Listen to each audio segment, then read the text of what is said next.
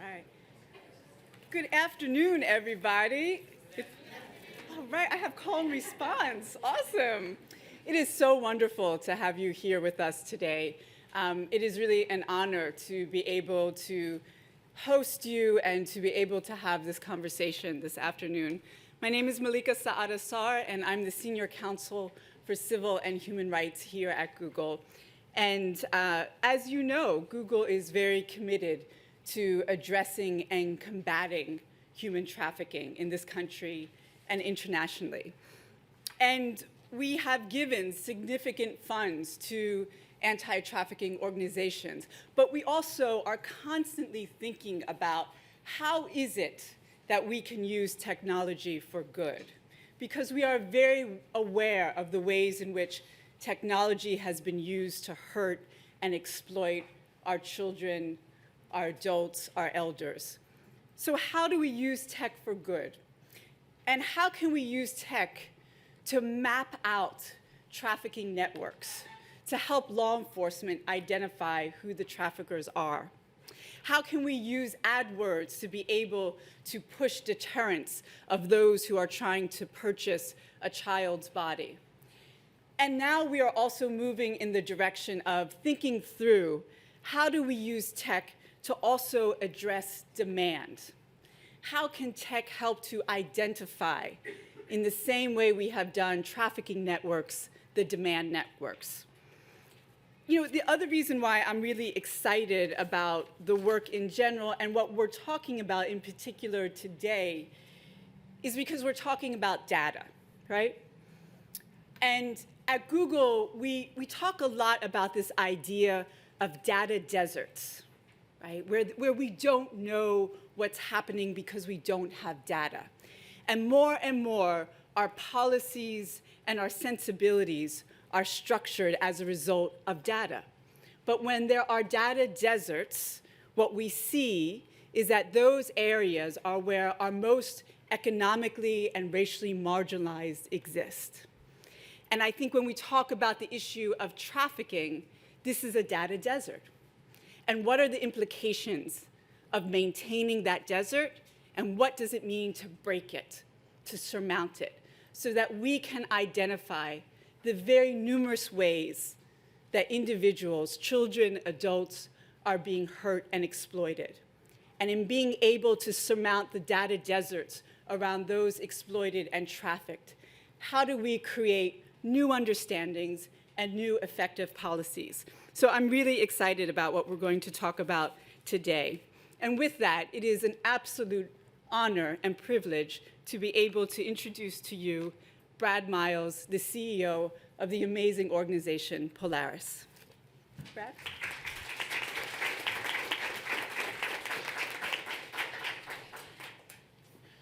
Well, thank you all for being here today. Malika, thank you for hosting us. We're thrilled about this event. And thank you all to the panelists who have all flown in from different places to be here with us. I think there's going to be a really exciting afternoon. And I wanted to just open it up with a couple framing comments for everyone to get things started. And the first thing I wanted to share was sometimes what happens in the anti-trafficking field is there's a gap between research and practice. And some of the folks who are practitioners in the field aren't up to speed on some of the latest research that's coming out. And some of the academics that are working on really cutting-edge research, their research isn't making it to as many people in the field as we need. So I think that's a common struggle that has existed not only in the trafficking field, but in plenty of different fields. And we really want to start to bridge that research and practice. And I think today that bridge is happening, where on the panel we have researchers and practitioners both represented together talking about some of the implications and ideas that have come from this study that's being featured today.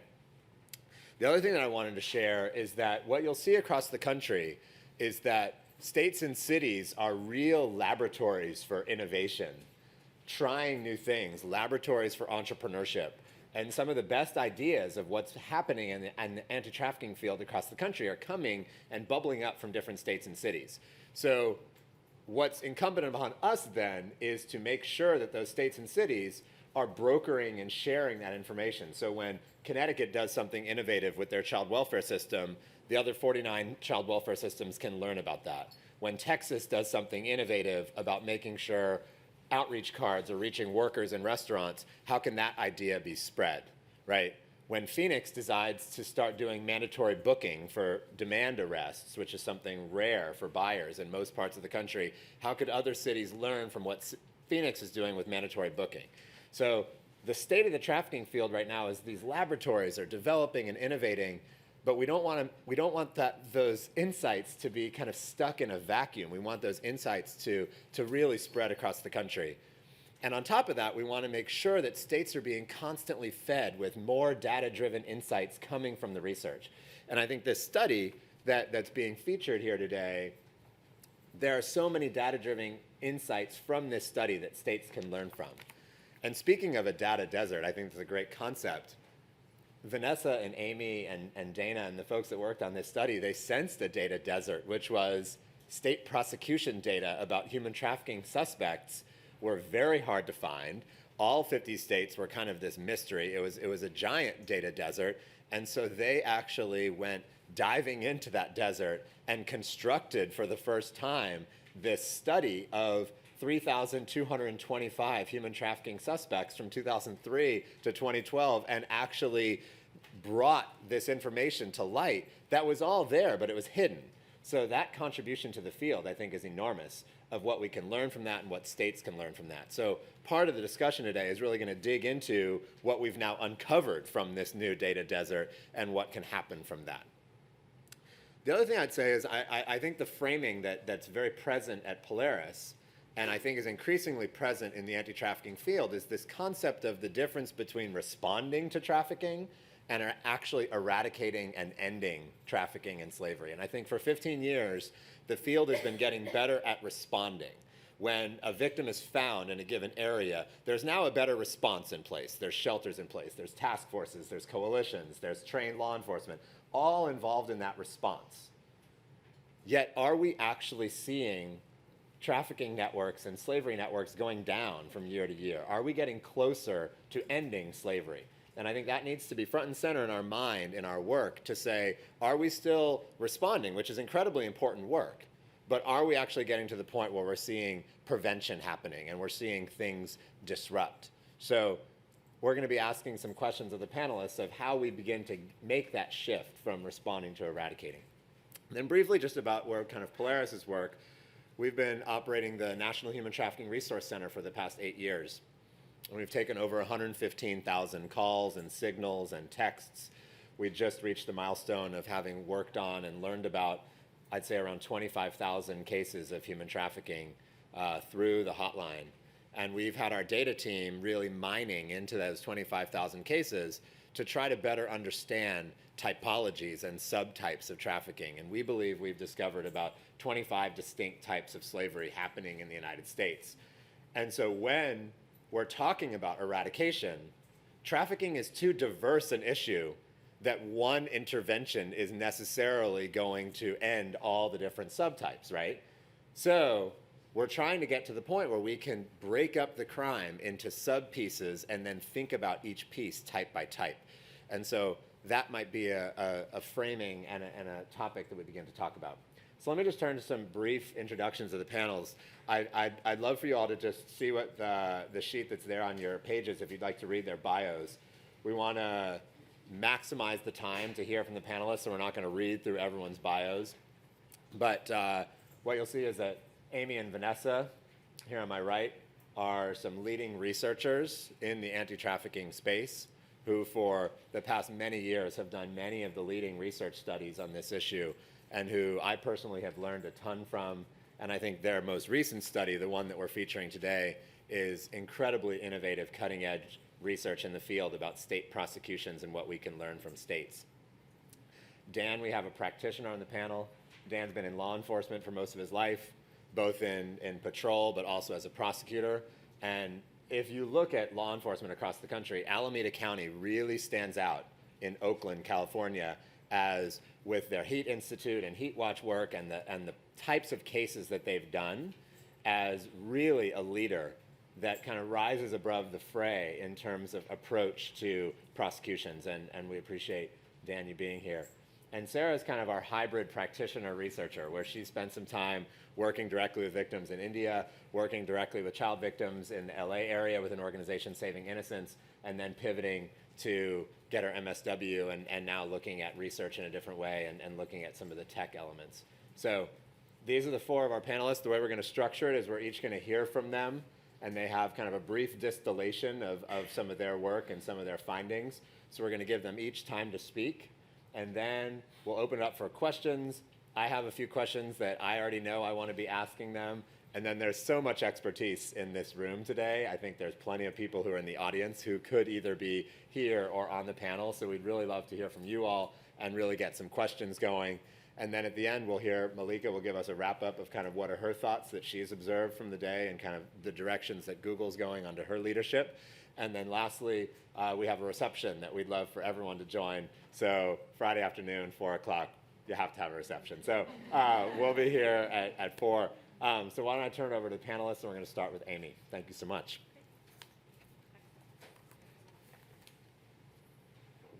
Clicker? All right. Thank you. It's wonderful to be here. My name is Amy Farrell. I'm a professor of criminology and criminal justice at Northeastern University in Boston. And it's fabulous to be on the panel with an esteemed group of colleagues. And it's fantastic that Polaris has brought this event together. I also want to thank Google for hosting the event and the National Institute of Justice for funding the research that Vanessa and I are going to talk about today. One of the exciting things about being here and thinking about 10 or 15 years ago when we started some of these conversations is the fact that for years, Polaris has been one of the leaders in promoting information and fantastic information you could get nowhere else about what was happening with state legislation. Polaris tracked what was happening in terms of what laws states were passing in the anti-trafficking space. They rated states on how comprehensive their laws were and the comprehensiveness of their legal reform around trafficking. And what Vanessa and I have tried to do is to take that to the next level. Because what we have known is that some states may be passing more laws, some states may be more active, but we haven't known which parts of those laws work. Is it just better to pass all laws, more types of laws? The more laws you have, the better? Or are there certain types of legal elements in anti-trafficking law reform that are most effective, that we can really drill down on and promote? As Brad mentioned, we have been in a data desert. One of the things that we had to do in this study, we were interested in basically two questions. One, what types of legal reform are most effective? And I want to start off by giving a caveat that we were looking at effectiveness based on criminal justice system responses. In the United States, as most of you are aware, anti-trafficking efforts have largely been framed around the criminal justice system. That is, trafficking has been thought of as a crime, which necessitates a criminal justice system response. And so we're looking at outcomes such as the identification of suspects, the arrest of those suspects, and the prosecution of those suspects. Those are clearly not all of the outcomes we could be looking at. That is, we could be looking at number of victims identified, services provided to victims, victims restored and who have been able to move on with their life, communities in which trafficking is prevented. But today we're talking about those criminal justice system outcomes, because that has been the focus of what most state laws have tried to do. So the first part of our study looks at how effective laws have been. The second part of our study looks at when states have identified suspects and prosecuted them, who are those suspects and what have happened in those cases. So let me start off by laying the stage, which is that we've seen the number of states that have passed laws increase dramatically since 2003, when the first two state laws were passed. States did so not in an even way. Some states sort of started right off the gates and passed laws that criminalized a standalone crime of trafficking. Some states integrated trafficking elements into existing crimes like kidnapping or abduction. Other states waited a long time. I'm from Massachusetts, somewhat fairly progressive on the issue of trafficking, but did not pass their trafficking law until 2011. When they did pass the law, it was an incredibly comprehensive law. Right? So there's been a variety of different states passing laws at different times. Many states passed initial laws criminalizing trafficking, and then subsequently every year sort of passed laws making that legal provision better. What we've seen is that states have over time increased the penalties for trafficking. That is that state penalties for trafficking were very low when trafficking laws were initially passed and got higher over time. States have also passed laws that not only criminalize trafficking, but over time, we have seen increased investment in anti-trafficking work. That is, what happens in a state that supports the criminal justice system response? So are there people that are trained in law enforcement? Is there money for task forces? Are there victim services that can support anti-trafficking efforts? We've seen that go up over time. We've seen the number of states with civil remedies that help victims in other ways besides the criminal justice systems, such as providing a civil cause of action, such as safe harbor. You can see some of their restitution, affirmative defenses being passed. And particularly since 2010, we've seen a real rise in those laws. So let me actually go back. So knowing that we've had this upward trajectory across all of the states, one of the questions is, so how is that doing something? Should we see arrests and prosecution as a result of those laws? And are there specific legal provisions that seem to make the most difference in terms of promoting arrests and prosecution? If we just look across the states, we'll see that arrests and prosecutions have gone up. And let me tell you very quickly how we got to this number. As Brad said, there is no data, for those of you outside of the world of trafficking data, and there's many people in that world I see in this room, there's no magical database of all of the suspects arrested for trafficking across the United States. The Uniform Crime Report, which is how we normally measure crime in the United States, only added human trafficking as an offense in 2013. And that data has a long ways to go before it's going to be pretty reliable. And so we had no way to measure were suspects identified. There's no common database of all state prosecutions for any crime, let alone human trafficking crime. So we couldn't answer simple questions like, are prosecutions going up? Are arrests going up? We supposed that was happening because anecdotally, we all knew of people being arrested. We might have had some individual state numbers on that, but we didn't have good data across the country. So Vanessa and I and our colleague, Dana Wittmer at Colorado College, set off to actually develop a data set to find every trafficking suspect we could identify by open source information and through surveys of attorney generals and district attorneys across the United States. We identified around 3,200 suspects that were arrested for offenses that related to trafficking. They might not have always been charged with trafficking offenses between 2003 and 2012. And then we tracked back those suspects who were arrested for trafficking offenses. We found 450 of them. And we went to the county courts and we requested the dockets for all of those cases, and we coded all of those dockets. So basically, we created a data set where none existed to try to understand the effectiveness of law and what's happening in this criminal justice process. And I'll just give you the quick kind of findings, and then I know we'll move on in questions to talk more. So not surprisingly, the total number of arrests for trafficking have gone up over time. One of the interesting things is that the blue bar on this graph are the number of arrests that, of prosecutions in which the case was brought by a state agency as opposed to a federal agency. And so you can see very early on, from about 2003 to 2008 or 2009, that the overwhelming majority of prosecutions for trafficking were happening at the federal level. We're starting to see that shift by 2012, and we're seeing the same pattern in 2013, 2014, where a majority, or at least close to over half of those arrests are being charged in state courts, where offenders are being charged in state courts as opposed to only in federal courts. So looking at what's happening in the state level is increasingly important, though more difficult than trying to identify what's happening at the federal level. We're seeing the focus on this shift to the state level. So when we look at the distribution of charges across all of the different types of statutes of people that are charged with human trafficking, we find the majority of people charged with human trafficking offenses who are charged with sex trafficking crimes, not surprisingly, or charged with general trafficking offense, who normally are sex trafficking offenders charged under general trafficking offenses. Very, very few labor trafficking cases charged at the state level. So while we have federal labor trafficking prosecutions, we have very few state labor trafficking prosecutions. So for the findings about what's working, let me just tick through a few of them very quickly. The first finding and most robust finding we found was that state investment provisions, such as provisions to train law enforcement, such as states that required the posting of the human trafficking hotline number, such as things that were done to support victims during the course of prosecution, were more likely to arrest and prosecute offenders for trafficking than those states who did not have those provisions but might have had simply criminalization.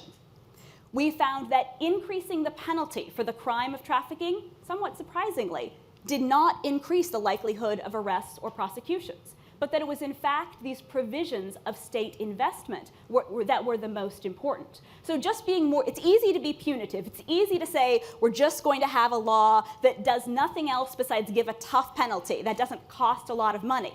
But what we find is it takes investment. It takes state laws that do the difficult things like providing money to train people to make those arrests and to providing the systems that support victims when individuals are arrested to actually promote those arrests and prosecutions.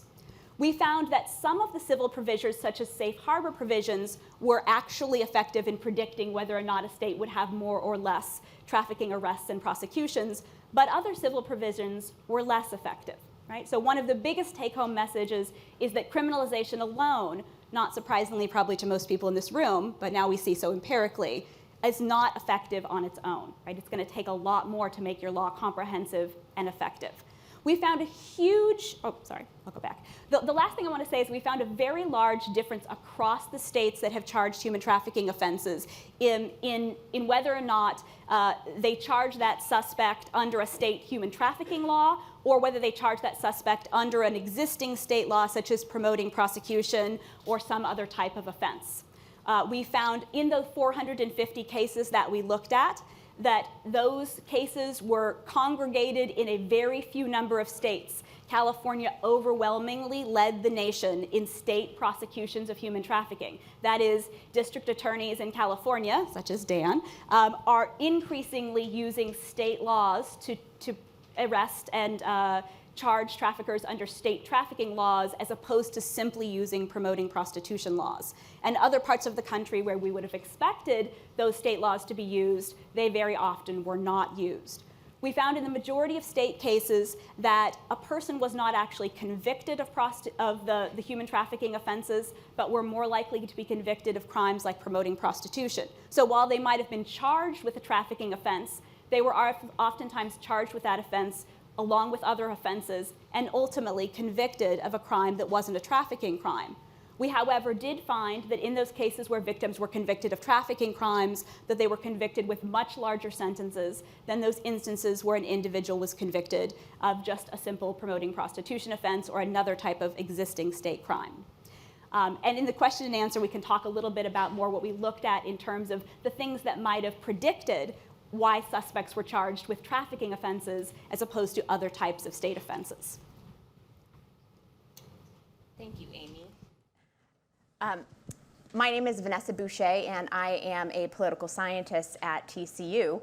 And we went from the idea of data desert to data dump. I'm sure all of you are like, wow, that was a lot of information, and I'm going to give you even more information now. So that was the first two parts of our study, was looking specifically at the effectiveness of state laws on human trafficking. The final part of our study was looking at American public opinion on human trafficking. And the reason that we thought that it was important to look at public opinion is threefold. Number one is, of course, in any democratic society, the public is what is supposed to hold the government accountable for its actions. And what the people want and what the public wants is theoretically supposed to be what the government does and how the government acts. And so we thought that it was important to know how the public was thinking about human trafficking, the level of priority they thought it should be, how much concern they had for it, what they thought the prevalence of it was, in order to basically better understand how we need to be better educating the public so that we can figure out strategies for how the public can help government as it moves forward in fighting human trafficking. The second reason, of course, is that members of our public are victims of human trafficking. And so we also need to understand what are the strategies that would allow us to intervene, to educate young people especially, but also older people that are also vulnerable to human trafficking, to sort of raise those red flags for them and help them to not fall victim to these circumstances. And then number 3 is that members of the public are also perpetrators of human trafficking, both on the demand side as well as on the distribution side. And so we need to better understand what sort of the perceptions are of who those people are as well in order to engage better strategies to working with the public on this.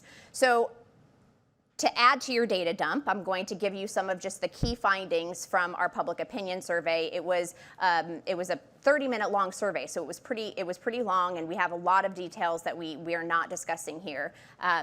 But the first is talking about perceived prevalence of human trafficking among the American public. And the most important thing for you to note is that the blue lines are that the American public believes it's widespread, and the red lines are that they think it's rare, okay? So do you believe that labor trafficking is widespread or rare in the United States, in your state, or in your local community? The most important thing to note on this graph is that they think it's very widespread in the United States, but very rare in their own community. We see the exact same pattern with perceived prevalence of sex trafficking. Very widespread in the United States, very rare in their local community. So this is what I think is happening is sort of a different sort of NIMBY effect, not in my backyard, right? It's happening out there, but it's not happening near me. And I don't want to believe that, I don't want to believe that it's happening near me, because that's something that I want to turn a blind eye to. And B, if it is happening near me, it may be something that I need to do something about, and I would rather not do much about it, right? So that's our first finding, is that people they really think that it's a phenomenon that's happening out there and not close to me.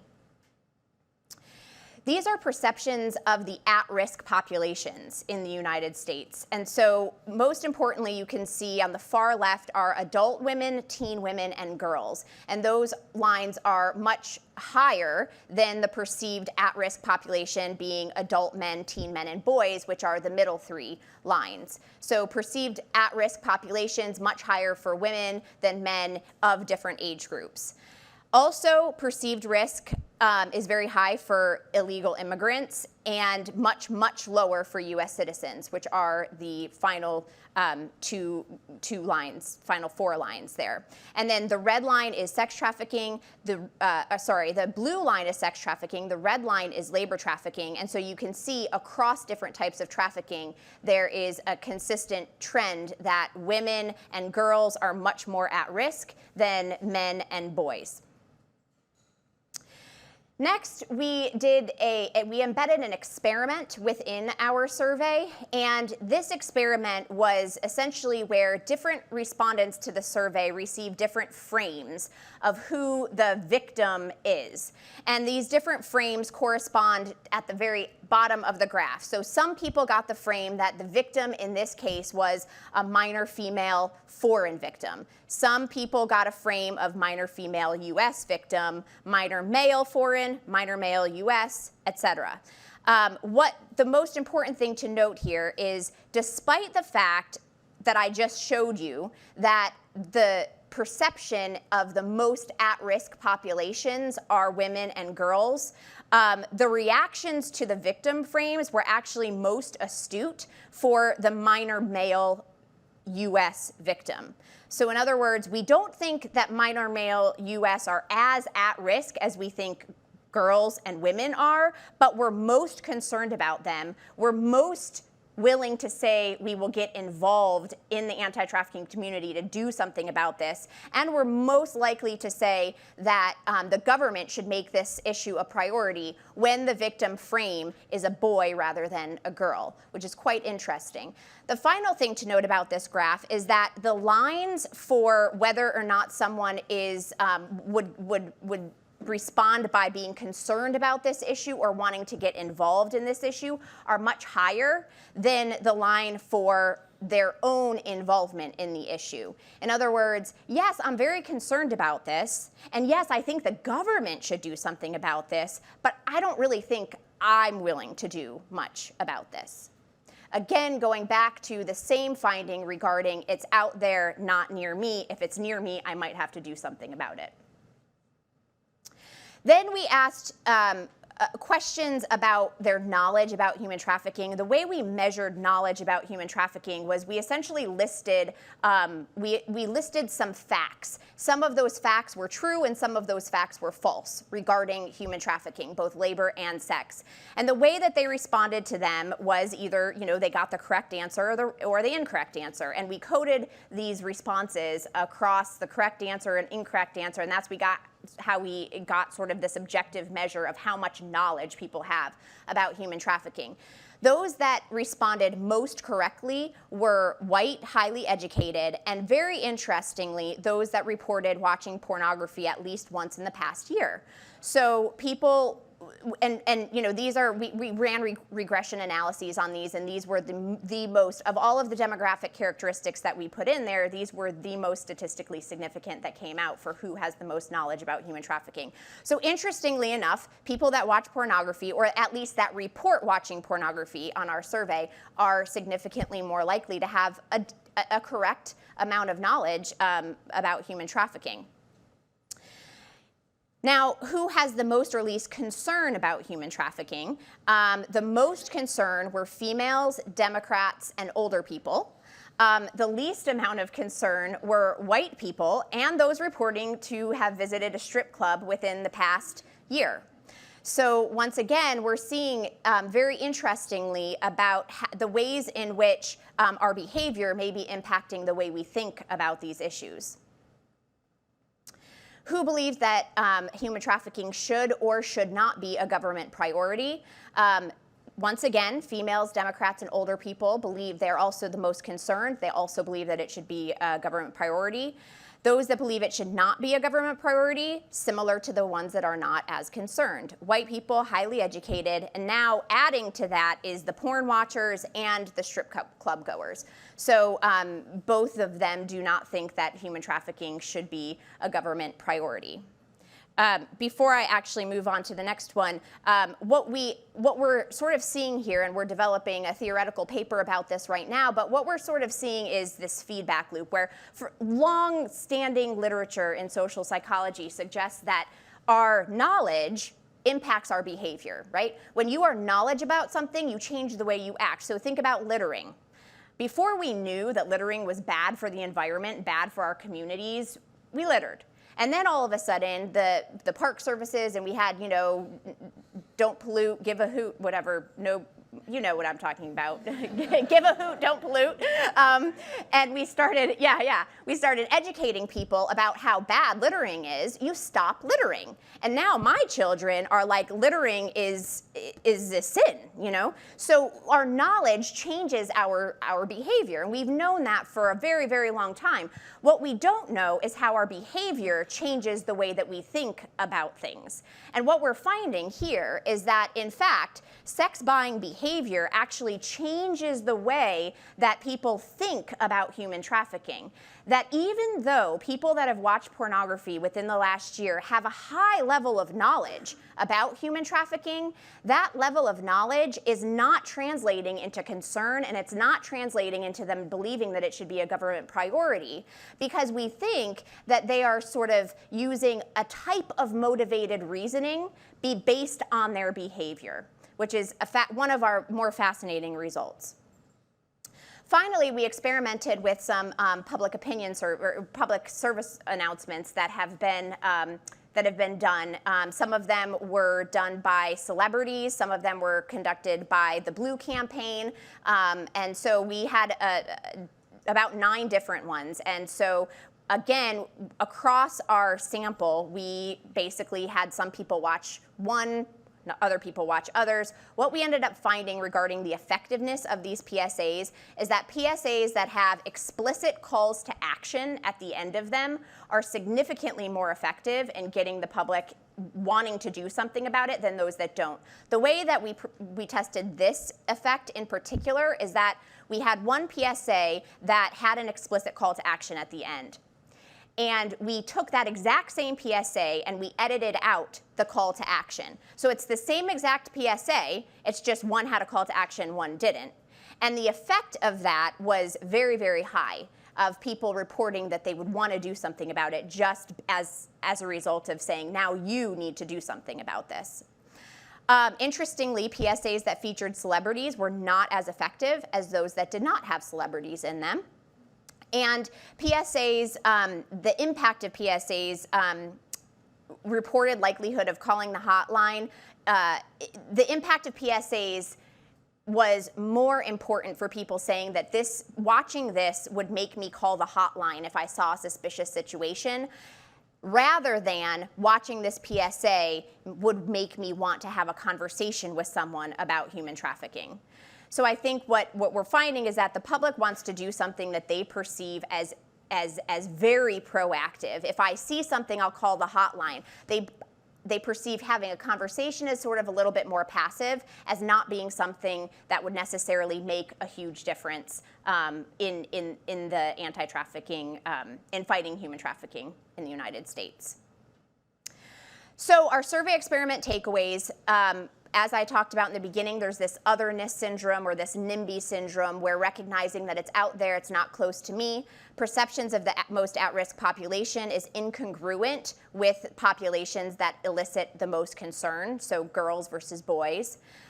Difficult to translate concern into personal action, so people are likely to report that they're concerned about it, the government should do something about it. I'm not so much likely to do something about it. Some of the most knowledgeable people about human trafficking, i.e. those that have watched porn in the last year, are also some of the most least concerned, as well as the white population. That was also a finding. They were most knowledgeable, but among the least concerned.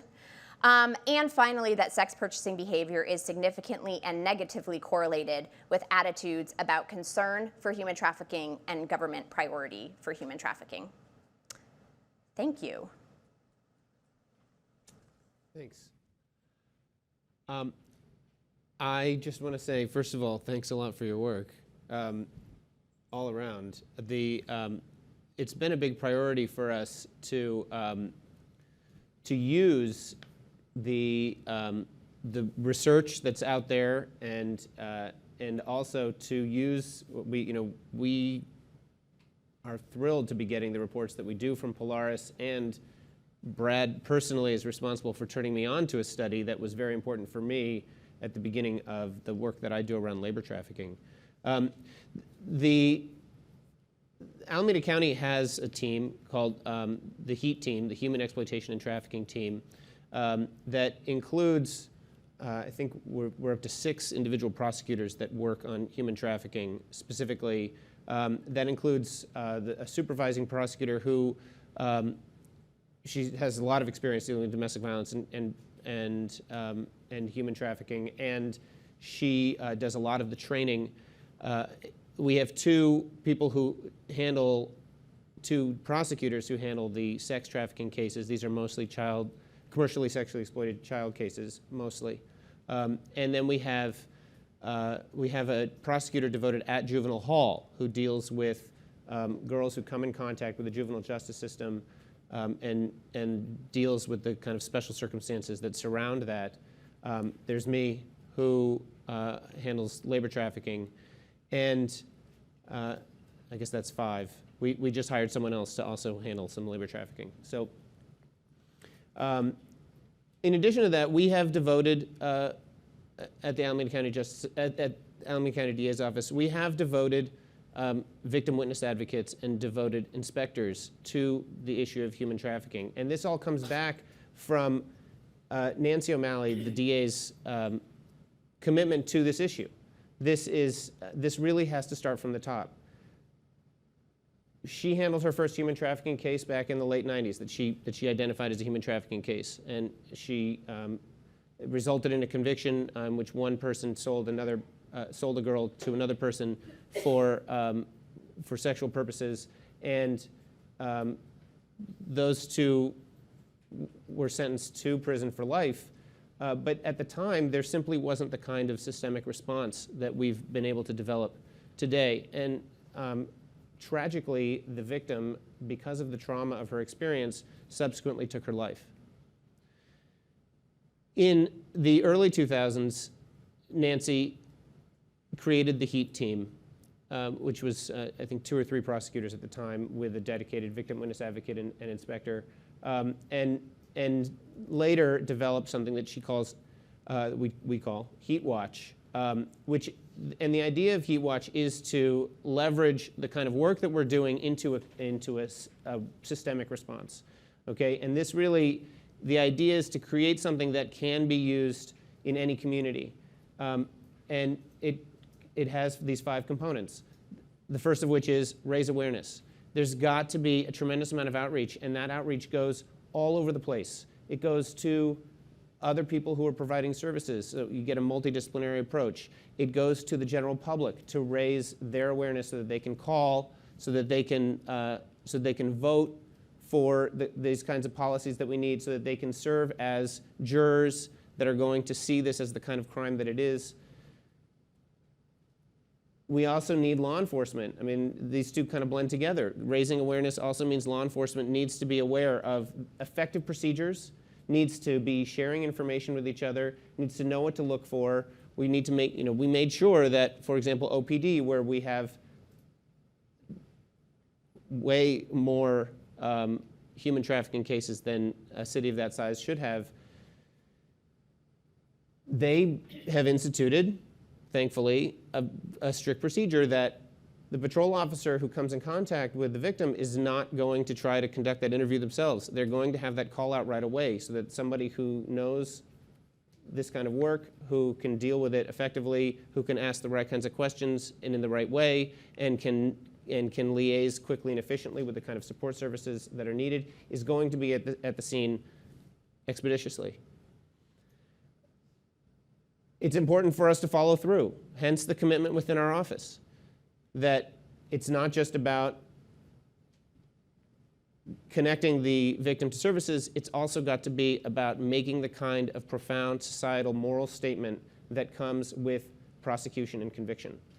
And so we devote our vertical units to handling these cases from start to finish. And anecdotally, I don't know that we can really say that we've done any kind of data analysis on this, but anecdotally we see that when there's a trafficking kind of case that ends up being handled in parts, so that we have one prosecutor dealing with the case early, going to the preliminary examination, and then subsequently we have another prosecutor dealing with it at trial, that there ends up becoming information gaps and continuity for the victim that tends to undermine the case. And so that kind of long-term investment by a single prosecutor on that case is going to result in a better outcome. It's important for us throughout as we identify issues, to proceed with affecting the policy and the law. We worked hard to have the California's human trafficking law established the way that it is. We worked hard on further pieces of that law with a proposition a few years ago. As we find issues in the course of prosecuting, we make sure that those issues get addressed by changes in the law. Things like a victim is having trouble facing her accuser in court. We have provisions for other kinds of crimes, for other kinds of special circumstances where a witness can testify by closed circuit television. But this particular child is not, or maybe they're not a child at this point, and that's part of the problem, although they were victimized as a child, now doesn't fit into the laws as they exist. But the rationale is exactly the same. The kind of control and the kind of trauma that a victim of human trafficking experiences are exactly why we created the closed circuit testimony laws to begin with. And so we make that change. And there's a myriad other laws that we can point to that go, okay, this needs to be expanded out to also include human trafficking victims. The rationale behind this fits the circumstances as well. And on top of that, Nancy was awarded by the John Irvine Foundation with, she got a monetary award for her work on human trafficking, and she has reinvested that into something called the HEAT Institute, which over the course of the past year, using a blue ribbon commission that's included practitioners from welfare, community-based organizations, legal services, the Chief Justice of the California Supreme Court, the Attorney General's office.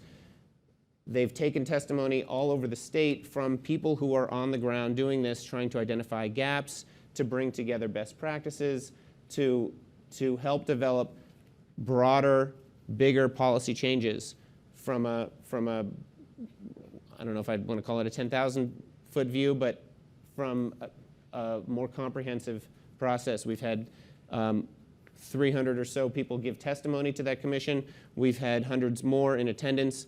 That is both part of our public awareness and also the changes that we're working on. And throughout all of this, we also focus on supporting the victims. That means that early on, we make sure that they're connected with service providers. We make sure that if they are coming in contact with the juvenile justice system, that they get channeled into the girls' court that we established a little more than 5 years ago that involves the public defender's office as well as our office, so that they are in a safe environment when they're dealing with the justice system, so that they feel supported as they need to. And we're also moving those cases, both at risk and the girls who are being addressed by the juvenile justice system. We're having them looked at by an organization called Safety Net, initiated by our office. Again, the public defender's office is there. We've got community-based organizations there, child welfare, to talk about the cases of at-risk youth, make sure that they are getting the kind of treatment that they need, the kind of support services that they need, that their circumstances can be tracked. There's some paper that I put out. Hopefully some of you grabbed it. I'm going to run out of time if I try to talk about everything that our office does. So hopefully you can take a look at that. We've also, regarding victim services, we have the Young Women's Saturday program, which is trauma-informed, therapeutic, basically a group therapy model involving training, job training, yoga, self-defense, financial literacy. Survivors are involved in the development of that program so that we have a well-informed group that's going for 16 weeks at a time with 15 or so victims or at-risk youth, to make sure that they're getting as much support and services and that they're on their way toward the healing process. That is, frankly, the whole point. On the demand side, we've been working with, we're the first county that's part of the Cities Empowered Against Sexual Exploitation. I hope I got all those words right, called the CEASE network. And we're committed to the goal of reducing demand by 20%. We've been working substantially on connecting with our other law enforcement partners, which includes the Innocence Lost Task Force run by the FBI out of the San Francisco office. That's been a huge benefit for us, in part because they recently took down a website called Redbook, which is a place for essentially getting access to commercial sex advertisements, and that's potentially a source of good information for us with regard to who the high demand individuals are, the people who have actually paid for subscriptions to what's otherwise a free site. On my side, I work on labor trafficking, and as we just talked about, the kind of layering of different kinds of crimes in a prosecution. I could put you to sleep with the fact, with everything that I've learned in the past year and a half about workers' comp fraud and payroll tax fraud, but it turns out that people who are committing labor trafficking are also not buying workers' comp insurance or lying to their policyholder, the people providing that policy, and they're not paying their payroll taxes, which are good felonies. So when it becomes hard to proceed with that, to proceed along the trafficking lines because of all the complications that are presented when you're dealing with a human trafficking victim, we have these other document-heavy crimes that we can make sure that problematic businesses are closed, and the people who are perpetrating these crimes are tagged with criminal convictions. We've been using that same kind of thing with some of the broader commercial sex industry. We've brothels, massage parlors. We had a big takedown of a series of massage parlors, which included figuring out that this was a criminal organization, taking their money, closing their businesses, and since the victims, guess what, don't want to be here, they're foreign-born and they want to go home, we still have a prosecution we could proceed with those documentary crimes.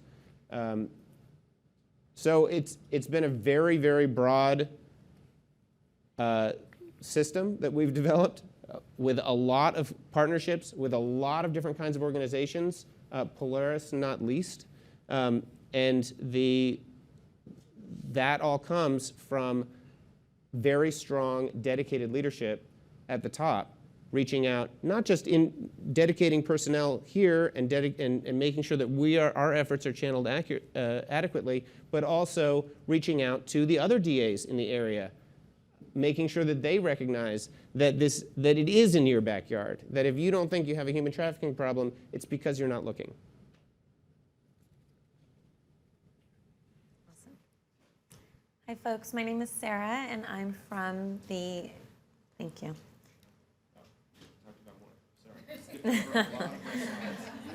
Uh-oh, there we go. Okay, my name is Sarah, and I am part of a research team that just published a report on sex trafficking in the U.S. entitled Shedding Light on Sex Trafficking, Research, Data, and Technologies with the Greatest Impact. The research was conducted out of UCLA with support and guidance from Google, and I'm honored to be here a part of this panel. Polaris data was used throughout our report. I interviewed Amy. We definitely talked about Alameda being at the forefront of prosecution.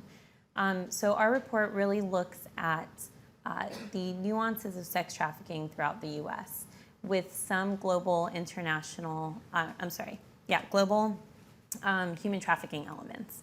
We also analyze the role of technology, not just in facilitating trafficking, but also combating. And finally, we proposed 8 tech-based recommendations that could further research and also assist in the resources available to help the field. We attempted to reframe the criminal narrative for sex trafficked youth by highlighting things like the No Such Thing initiative campaign and stakeholders that are really pushing for that transition. And then we touched on the prosecution of traffickers, purchasers of sex, holding them equally culpable, and went into just really highlighting, again, those tech-based tools that could help. So as mentioned before, there's really a dearth of data available right now because there is no uniform mechanism to collect human trafficking data. We cannot, at the local, state, or federal level, we can't adequately or accurately quantify what human trafficking looks like across the nation. So the field typically relies on small and imperfect data sets, and we see that there are a lot of gaps in what exists right now. So we try to put together the most salient and pertinent of the literature, which is also available on an accompanying database, humantraffickingdatabase.com, which we've developed as well.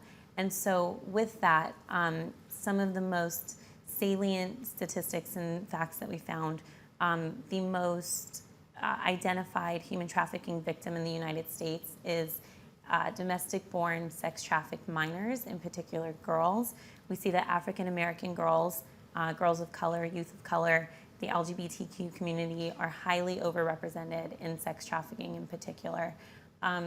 We also see that African-American girls, not only are they the most identified, so for example, in King County, Washington, we saw that 43% of sex trafficked minors were both African-American and Caucasian, however, both girls. However, African Americans are only 14% of the general population, and Caucasians are 70% of the general population. We also see that they are greatly intersecting with the child welfare system and the juvenile justice and criminal justice systems as well, which are often proxy sources that we gather data from as well. We also looked at, so moving into other statistics, the ways in which boys have not been at the forefront of the conversation a lot of times as well, when there's been estimates that as many as 50% of boys have been are sex trafficked victims in the US as well. And so we gave a space for the role that boys play within it as well, and how they are further victimized. We looked at what demand looks like, and we saw that the most identified purchaser of sex tends to be white, male, educated, tends to work in jobs such as law enforcement, maybe in the military, and often travels for work. And but there are discrepancies as to whether or not the purchasers of sex have a criminal background, or more likely to have a criminal background than their non-sex buying counterparts. So there's definitely competing data, and again, that really fits into the imperfections that we're seeing. In terms of technology, we wanted to differentiate this report from other reports that talk about how facilitation occurs, because we know that the internet, that traffickers capitalize on apps, social media platforms, on websites that are geared toward younger generations. It's the point of contact, it's the way that they build relationships, and then traffic them. And then we also know that platforms like Backpage and other classified ad websites are used to facilitate the buying and selling of children. And so we looked at the ways that anti-human trafficking stakeholders have developed tools to really bolster the anti-human trafficking movement. And we've highlighted some notable ones, such as Thorn's Spotlight tool, which has helped reduce law enforcement investigation time by 43% when used for internet-based investigations. We also highlighted different tactics that use the internet to curb demand. So one in particular, again from King County, they had a buyer beware initiative, and part of it was based on memes that were circulated through social media, and they were psychoeducational memes. And the second part was with online deterrence PSAs, and used with Google and Bing as the platforms. And so within only 3 weeks of circulating their campaign, they were able to reach over 50% of the 100,000 gentlemen ages 18 to 24 that reside in their county. And so we see that technology could really play a larger role in combating, but often, as mentioned before, there's a disconnect between practice and research. So we know that it exists, and that's why we wanted to really give it the adequate space so that anyone and everyone can pick it up and learn about how tech is really fighting trafficking. And then we end with tech-based recommendations, and these were really born out of about 70 qualitative, semi-structured interviews that we conducted, one of which is Amy.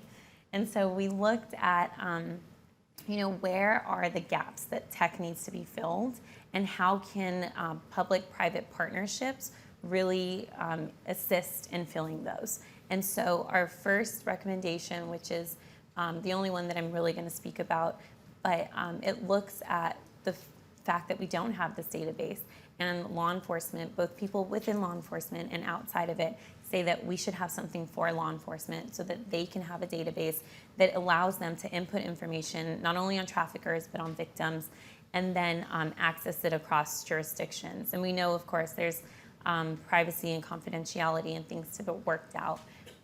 But many stakeholders continue to advocate for a tool like this. And so we know that, with the proper tools, that we could really make a greater impact. Thank you. Fabulous. So we just time check. Wanted to give everyone a time check. I can just grab something here. So time check. We're scheduled to go till 4. So we have about 45, 55 minutes, and we want to give Malika some time to kind of wrap us up with some of her observations. I know that there's lots to react to as we're hearing this. So I hope you all are thinking of some questions and some discussion points that you want to make. things to react to, 4 very different pieces of information that we wanted to provide, both on terms of the criminal justice side, on the public awareness side, on a really innovative DA's office that's very victim-centered and trauma-informed, and then more on the tech side. So hopefully you kind of are seeing that split of those things. I'll kind of get us started and kick off with some questions, and then and maybe ask a few to each of you, and then really want to open it up for discussion and just be watching time.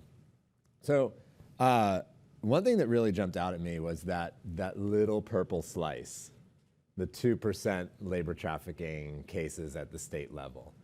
So I just wanted to highlight that for a second, because I think in our field there's a systemic underreporting and under attention on labor trafficking, and then it plays itself out in the data. So I guess just the question there is, how do we get that number higher so it's not such a small sliver?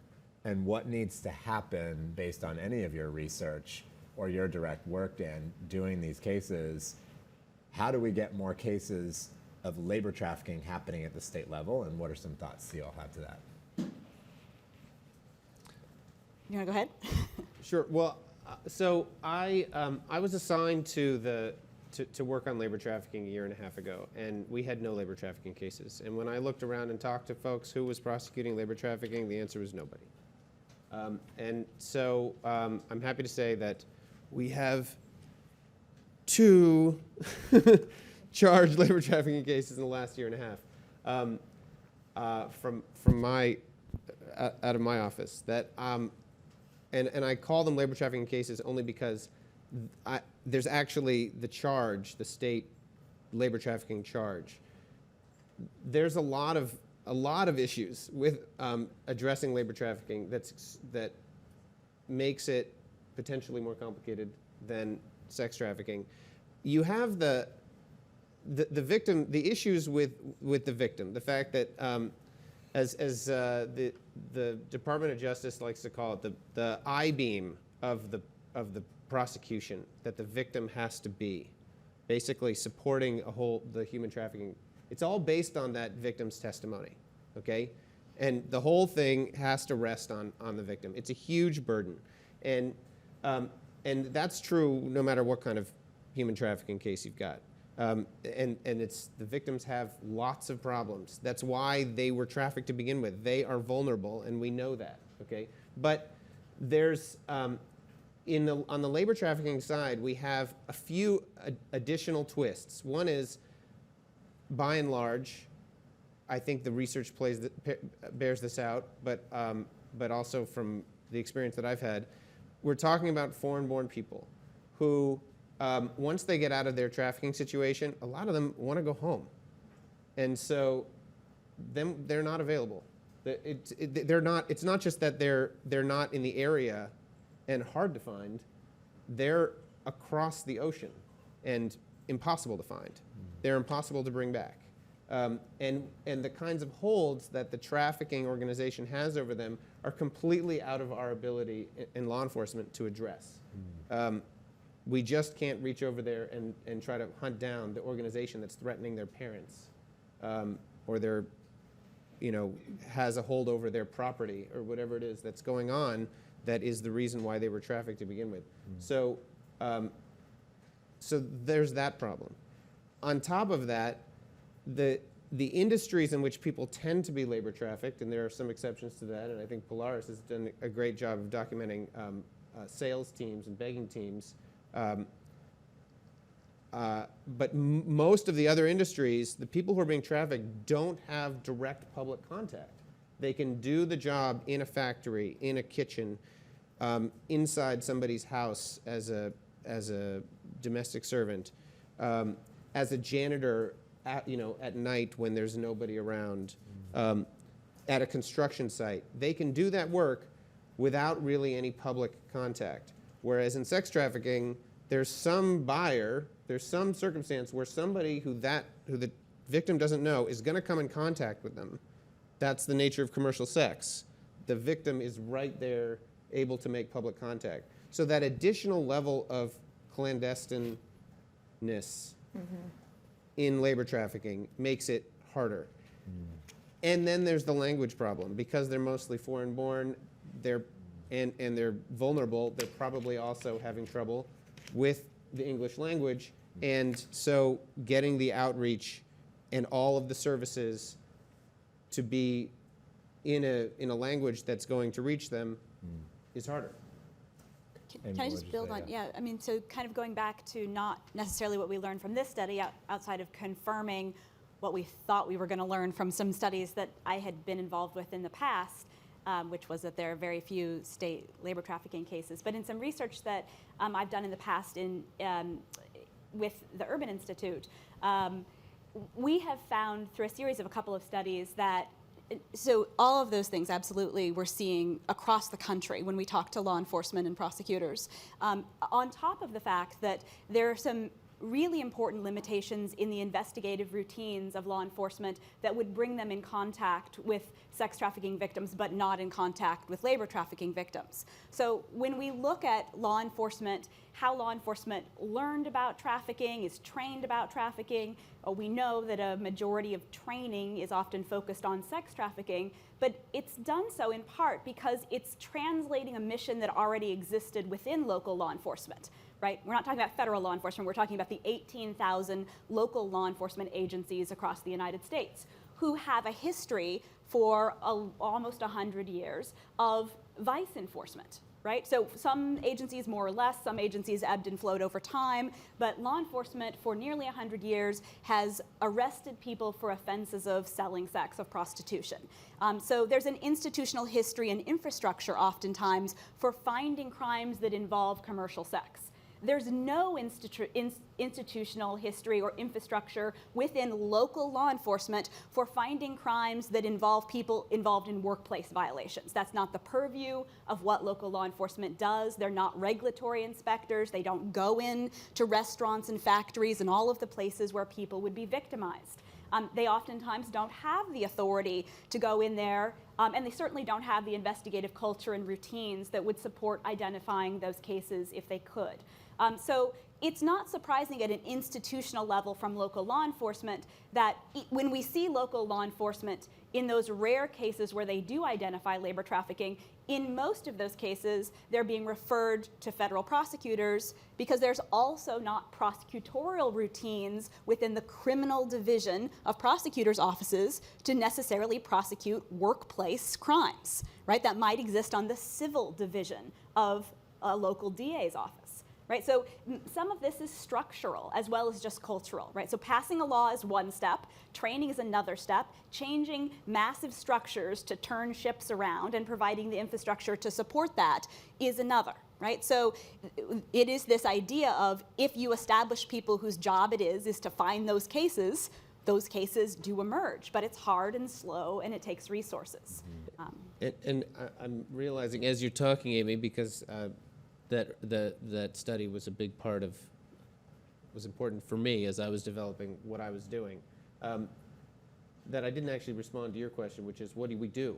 Which is, so a big part of what I've done is I've gathered the law enforcement authorities that are dealing with that workplace regulation, which means the Employment Development Department, the Department of Insurance, the health department, who's actually going in on a regular basis to businesses and have the opportunity to see somebody sleeping in the corner of a warehouse.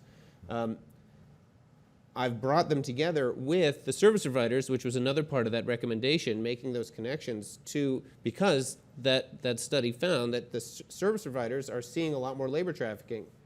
And so we're bringing the service providers there, which includes a lot of immigration law clinics, employment law clinics, and as well as the kind of shelters and trauma counseling agencies that are going to all come together and, first of all, get to know each other real well.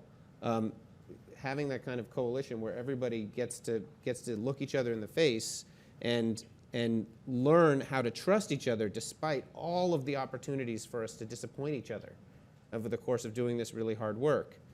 Getting to know and trust each other, meeting regularly, as much as nobody doing this work wants yet another meeting to go to, meeting regularly, talking about cases, figuring out how to structure those Department of Insurance and Employment Development Department business takedowns to incorporate the service providers at the scene to make the kinds of connections with the trafficking victims. And law enforcement needs to, in addition to being on the lookout for trafficking, also needs to have that humbling self-introspection that of all of the people who could be making initial contact with a trafficking victim, it's not impossible they're going to build the kind of rapport needed for that person to address their situation and accept the resources to get them out of it. They're probably the least likely of between the immigration lawyer, the employment law attorney, the crisis advocate, the advocate at the shelter. We need those people on scene so that we can maximize the probability that a trafficking victim is going to accept the help. Gotcha. I mean, I think you just laid out a blueprint there between the two of you, right? Which is, if the structure isn't there to find it, that structure is naturally going to lead to not finding it. But if you create a new structure, creating your role, and then you building this new coalition of new breeds of actors, the EDD department, the insurance department, other folks with access to workplace, beginning to then look at payroll tax and workers' comp, you bring a new set of people together, especially including the NGOs, and you begin to have new access points to begin to find it. So how do we get more communities across the country to go through a similar playbook that you all have in Alameda County to get that going, right? So I think that's one takeaway that we could kind of move to. Let's pivot all the way to the other side. You all had some really interesting comments about the demand side, right? Alameda County is starting to work on the demand side. Your research touched on the demand side. Vanessa, your research, I think, had some fascinating pieces on the demand side. So interested in some of you all's thoughts. I mean, one, the sex buying behavior negatively correlating with wanting to focus on human trafficking and caring about human trafficking. What's some of your analysis about what's going on there? Like, is it cognitive dissonance of the buyers where the more they're buying, the more they're thinking, this can't possibly be human trafficking, because what does that say about them as a buyer, that they're actually participating in that rape for profit? So therefore, we should be doing less on human trafficking, right? What's your analysis to unpack that kind of that negative correlation there? One curiosity. Another curiosity for you, Dan, as your office starts working more on buyers, how has that been received amongst the broader law enforcement community? And are other law enforcement agencies saying, sure, great, we'll do that too? Or are you encountering resistance to that pivot towards the CEASE network and the buyers? And then Sarah, to your research, just curious, kind of when you're saying the typical buyer is this kind of white, middle-aged, educated male, kind of what sources did you look into to kind of get to that point? So a couple different questions just on the buyer so we could focus on that. And I know that we'll have some more questions in the audience about that. Any of you want to jump in? Yeah, I think that there's a lot of psychological explanations for this. I think one of them for sure is it's a defense mechanism. In the way that you were just talking about, Brad, regarding, if I acknowledge that it's a problem, then in some ways I am culpable for this problem. So I would rather just say it's not a problem, because then I'm not culpable. And so it's a defense mechanism. I also think that it's a form of motivated reasoning based on your behavior. And so if your behavior is such that you are contributing to a problem, then you motivate your reasoning to think that it's not actually a problem. And so I think that those are sort of some of the underlying psychological mechanisms behind how this is happening. And it's absolutely fascinating that in a model where we control for all kinds of demographic information that we know to be very, very predictive of people having more or less knowledge about certain public policy issues, even after controlling for all of those host of things, we still see that, people that report consuming pornography within the past year they actually have a lot of knowledge. But this knowledge is not moving to any level of concern. It's being stunted. The knowledge is being stunted from moving to concern, where normally people that become educated on an issue, it leads them to be more concerned about that issue, to want to do something about that issue. That's the normal trajectory of how knowledge generates behavior. But what we're seeing is that their knowledge is stopping. And we think that it's because their behavior is preventing them from being concerned because of these issues of, having to acknowledge that they are culpable for the problem then. Dan, how's it been received now that there's 11 cities that are part of this CEASE network, this demand abolition CEASE network, and Alameda County is one of the 11. Just curious how 11 out of 18,000 police departments, what are the other 11,000 reacting to this pivot towards demand? How's that been? Well, I mean, I don't know how the other cities are responding to it. I know that the law enforcement in our county that we've reached out to has welcomed it. Again, there's the, oh, is this another thing I have to do response, but there's but the big part of what we've been doing is we've been looking at a way to get smart about that. And that really goes to some of the statistics that Sarah cites regarding the nature of demand, that when we look at the number of men who are responsible for most sexual purchases, that's a very small number. And when we look at a database like the subscriber database from Redbook that FBI is sharing with us, that we can look at all those names and go, you are probably in that small category. You decided to put out money to pay for a free site in order to facilitate your purchase of sex. And so using that kind of focused behavior, and in addition developing some technology, some web-based technology, and using the kinds of hackathons, these decoy ads and adding numbers to databases, that's the kind of smart law enforcement action that everybody seems welcoming of, that we're dealing with. Awesome. Sarah, what are some of your thoughts to unpack that? Sure. So in terms of data, we definitely, the demand side needs more comprehensive research, absolutely. Again, we're typically relying on small data sets. And so we see, for example, there was a study in Boston with 200, it's a really small data set, 200 individuals, 100 purchased sex and 100 non-buyers. And so we're getting what we know from, again, really small data sets, and we're trying to use them as a national indicator. But we are really missing a lot of information. In King County, for example, I referenced them earlier, and they've been really phenomenal in collecting data, more so than a lot of localities that I've seen. But they had something like 70% of their purchasers of sex were white male, and everyone else was just, in the teens or below. And so we are seeing that, this does exist, but again, we need more research to really show it. And I do want to highlight also in terms of techniques to curb trafficking, something that was really significant that I came across in the research was that the top three techniques to curbing demand, according to different public opinion surveys and research, are first, for sex offenders to be put on a registry; second, for public information, public exposure techniques. So that might be public shaming or making the purchaser of sex, their information known. And then the third would be incarceration. And so I thought that would be important to highlight in the demand aspect. Gotcha.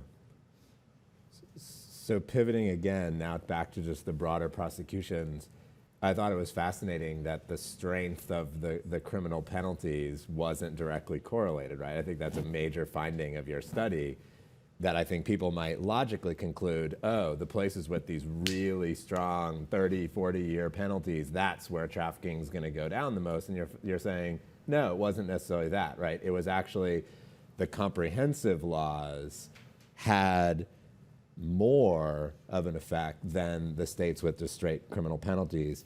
I'd love for you to unpack that a little bit. Like, what are some resources and activities that states were doing with the comprehensive laws that led to a bigger increase than just the straight criminalization approach? Can you all unpack that a little bit more? Sure, both of us can probably take this, but so I think it's important to remember that criminal penalties, we're not saying criminal penalties are a bad thing necessarily, but when you looked at all of the legislative provisions together, controlling for them all at the same time, just having, if you didn't have those other provisions of the comprehensive law, that strict criminal penalty alone was not enough, right? So it is the states, some of the comprehensive states have very high criminal penalties, but what we see actually driving the arrests and prosecutions when we model that isn't the penalty, but is rather these other provisions. And so we broke the provisions into sort of two major categories. One were state investment, and those included, does someone have the clicker that I can go back? Yeah, let's bring it back. I'll put these back up really quickly. Go back 25. Sorry. I'll talk while I go back. So the provisions that we looked at that were in state investment were related to things that supported arrest and prosecution. So just go back really quickly to state investments, right? So state investment included providing assistance to victims. So providing funding in your state law to serve victims when they were identified. Task forces that brought together service providers with law enforcement or other agencies, training for law enforcement, things like having a report or a study commission. This was actually, interestingly, the only state investment that we found to be negatively correlated with having arrests and prosecutions, and the reasons why were that the states that said, let's just continue studying this and seeing, do we have a problem, and let's have another commission, and we're not going to pass a law criminalizing it, we're not going to do these other things, they obviously didn't find many cases, right? So, at some point in time, states moved past studying it. But interestingly, having states require the posting of the human trafficking hotline, the National Human Trafficking Hotline, was one of the strongest predictors of having more trafficking arrests. It didn't predict having prosecutions. Things like training and victim assistance predicted prosecutions, but it was the strongest predictor of arrests of suspects. So it's clearly getting at identification. It may not be facilitating prosecution, but it's getting at identification, right? So other things in the law that legislatively supported investigations, so changes in the law that were necessary to increase the capacity of the investigators. So things like having asset forfeiture, right? Some other provisions that made investigations easier. The second provisions that we looked at were these civil provisions, and we found these to be less helpful. That is, we didn't find necessarily that things like, asset forfeiture is actually under here, having a civil course of action increased prosecutions, but we did find that having safe harbor laws did increase arrests and prosecution. So the biggest bang for your buck were in the state investment areas, as opposed to the civil remedies or the criminal penalties alone. Gotcha. Vanessa, do you want to add anything, or you? I think just regarding the criminal penalties, it's also important to note that we didn't just look at, does a state criminalize or does it not? We actually went into every single state law and we looked at what is the minimum and maximum penalty associated with a crime of sex trafficking of a minor, sex trafficking of adult, labor trafficking of a minor, and labor trafficking of an adult. And we broke it down in those 4 ways. The way that we ended up modeling it was that we basically then took the average of the min and max numbers for every single state. And so what we're actually finding is that the severity, it's not that it's having a criminal penalty, obviously that's important, criminalizing human trafficking, right? But the severity of the criminal penalty had no effect on the numbers of arrests and prosecutions in the state. Gotcha. Thank you for that. So let's open it up to the audience. There's so many different topics on the table right now I think that we could dive into, and we're going to have a roving microphone for folks speaking in the microphone, especially for folks on the live stream. We could be talking about tech tools and some of the other tech recommendations. We could be talking about the finding as to why is it minor U.S. citizen males that everyone seemed to care the most about, what's going on there. We could be talking about the balance between state prosecutions actually now outpacing federal prosecutions starting in 2011, 2012 or so, and is that trend going to continue? The civil piece, the correlation between watching pornography and knowledge of human trafficking and what's going on there, and even is there human trafficking happening in pornography itself that's being under-recognized, which I think there actually is. In Japan, we're seeing a huge increase in forced pornography cases out of a partner agency called Lighthouse in Japan. So many different topics on the table. I think it's a really rich panel and would love to hear from you all in terms of questions and comments and ideas. And so the floor is open, please. Martina. Excellent panel. My name is Martina Vandenberg. I'm from the Human Trafficking Pro Bono Legal Center here in Washington, D.C. And I just want to add a separate data set to the conversation, and that's federal. And there's real discrepancy here. So we have a database of every federal indictment in the United States since January 1st, 2009. And we also have a database of every federal civil case in the United States since 2003, when those cases became possible. And what we learned by looking at that data set is this discrepancy that almost all, in fact, more than 90% of the federal criminal indictments are for sex, and more than 90% of the federal civil cases are for labor. And so of the 164 civil cases that have been filed in the United States, 152 of them are forced labor cases. So I think my question for the panel is, why is this huge discrepancy, and also do you see this in state cases as well, but why is there this huge discrepancy between what prosecutors bring and what victims try and bring to court themselves? Let's get maybe one or two more questions, I think, just to get a few more questions on the table. Martina, thank you for that. And I think those databases, it's another example of a data desert that you went out there and filled in that was previously a desert. So that's incredibly important work. Let's get one or two more questions out there just to kind of get more meat for the panel to work with. Yeah. Hi, I'm Jennifer Tucker, and I have a question for about the public opinion poll. I'm curious to know a little bit more about the sample itself, particularly the number of African Americans and Latinas who were in this sample, and whatever else you would like to tell us about the sample. I believe you said it was 2 hours, and I may have missed, I'm sorry, 30 minutes. 30 minutes, I translated that to 2 hours. And I may have missed whether it was a phone survey or what kind of survey. So the nuts and bolts of the process. Yeah, well, just a little bit about the sample and the nuts and bolts. Maybe do one more. Yes, sir. Yes, Mike Lyles, Prince George's County Human Trafficking Task Force. I have a question about data, since that seems to be driving every response at the local level. How do you design a data collection system? And because you've looked at a lot of data, how do you tell and convince the police and all these agencies to convert to this system? You know, in California, for instance, is there a code you have when you say we're arresting for human trafficking, and then we want to go and find out how many human trafficking arrests or prosecutions the police use a specific criminal code? Because you talked about the Uniform Crime Report, but I don't think the Uniform Crime Report has a human trafficking as a separate UCR code. Since 2013. Okay, so, because I need that. So I just want to know more about it. I can talk. Since I'm not a law enforcement. All right, so open to the panel in terms of the civil side, the public awareness side, or some data collection systems getting into the infrastructure side. Who'd like to dig in?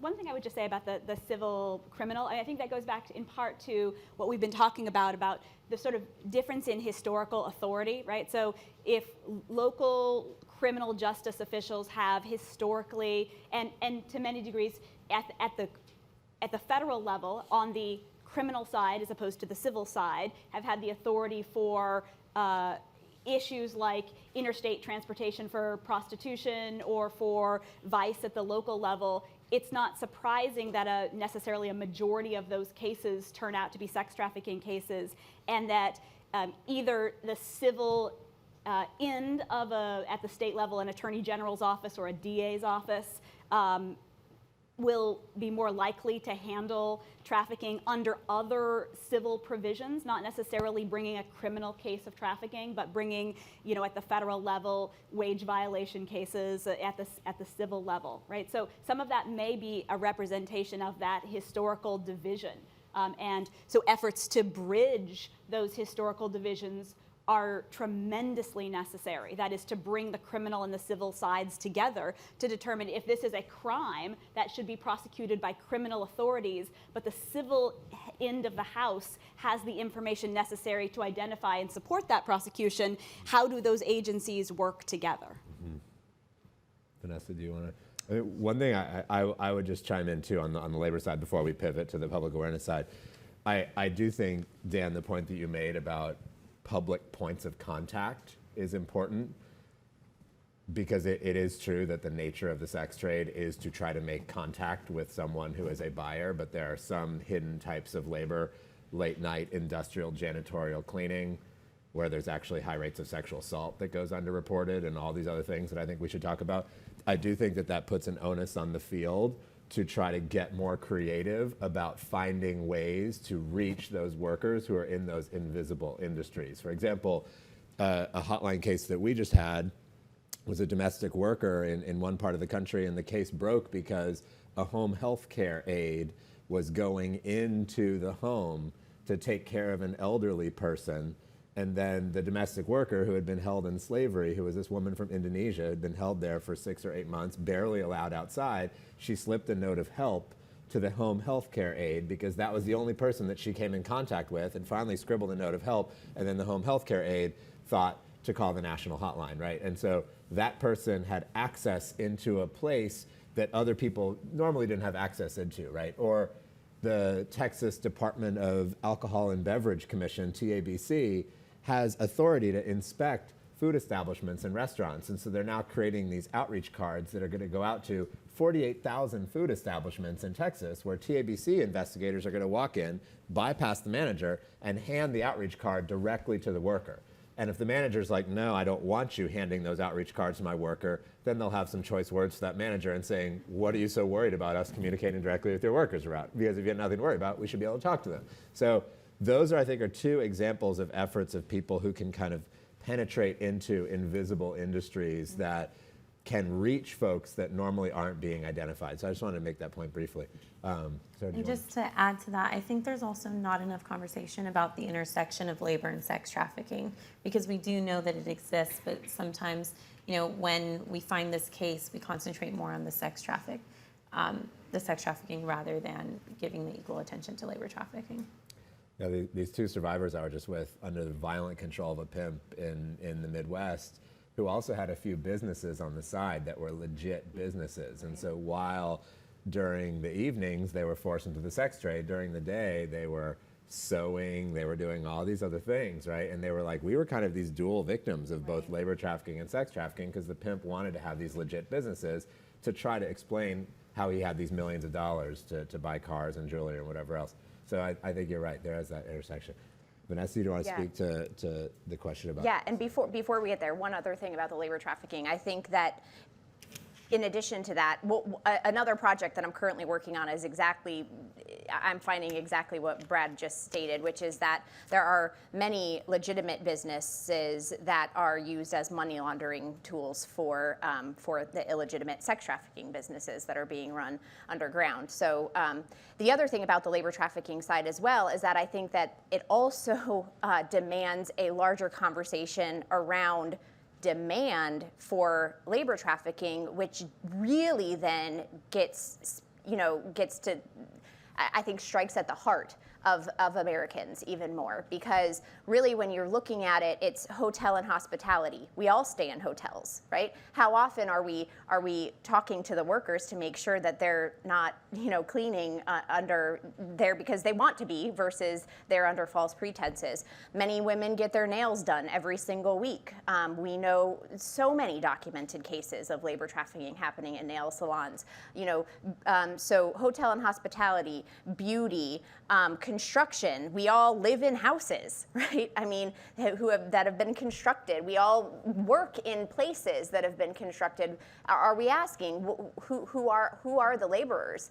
And so I think that, you know, discussions of labor trafficking require a much broader conversation than about public culpability. Because at the end of the day, we live in a consumer-driven society, and that is what is driving demand for labor trafficking. And that is really where it starts to strike at the heart of the American people. And we have to make tough choices as consumers. Regarding your question about our sample, so it was a representative sample of 2,000 Americans. So representative means proportionate to, you know, to the population.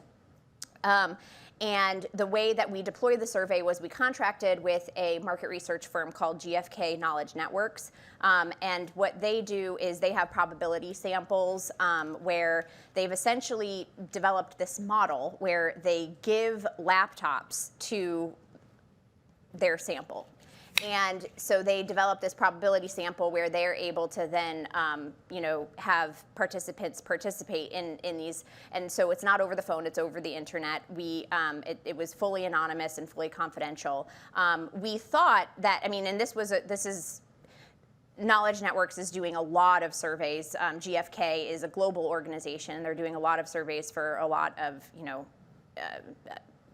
government agencies and large think tanks, et cetera. But we thought that it was really important to have it be in a safe place, like their home, where they're taking it, because we asked a lot of questions about deviant behavior. And so we wanted them to, you know, it's already very socially taboo to answer these questions honestly, whether you're talking to somebody in an interview setting or taking it anonymously over a computer screen. So we thought that definitely would maximize the likelihood that we would, you know, minimize that social desirability effect. That being said, we know that there's serious underreporting for the deviant behavior questions that we did ask.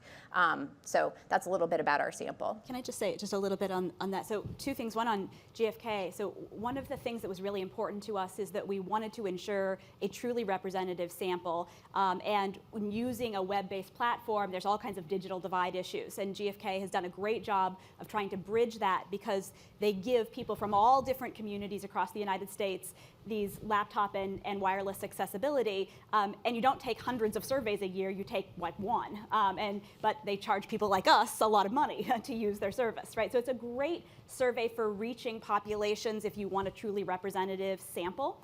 And in terms of the deviant behavior question and just the survey instrument itself, we had to take a lot of cautions. Someone didn't open this up and say, you're taking the human trafficking survey, right? We didn't even prime on the question of human trafficking, which is we said nothing about human trafficking until about halfway through the survey. So they didn't even know there were going to be questions about human trafficking. When they answered all questions about their deviant behavior, the sex purchasing questions were embedded in a long list of other questions as to make them hidden in many ways. So we ask about things we didn't care about, like how often you drink after you've been, how do you drive after you've been drinking, how often you've taken something that's more than $10, how often you've underreported income on your taxes, how often you've done a whole bunch of other things. And intermixed in there, we had the deviant sex behavior questions. But we had to be very careful when we were asking about political knowledge and all types of other background questions that we not ask any questions about human trafficking till we really got to those end questions where we want to focus on what human trafficking was, because we didn't want that to shape their answers to those earlier questions. And do you want to touch on the question from Prince George Oh, right, County the UCR. So, unbeknownst to lots of law enforcement agencies in the country, although the federal government in 2008 passed, as part of the Wilberforce bill, a requirement that the FBI introduce two new Part 1 offense of human trafficking. It took 5 years for CJIS to kind of get up and running to integrate that into both the Uniform Crime Report and NIBRS, but it's now part of the summary reporting system and NIBRS, that there are two Part 1 crimes. This is the first time since arson was added as a Part 1 crime in the 1970s that we have had an addition of Part 1 crimes. So it's a really huge change. Many state crime reporting programs, though, have not implemented it. So you don't have on your incident reports a box for human trafficking, and your state doesn't even have a box where you could send them that data if you recorded it. Every state will be moving in that direction, and we think that's actually a really positive.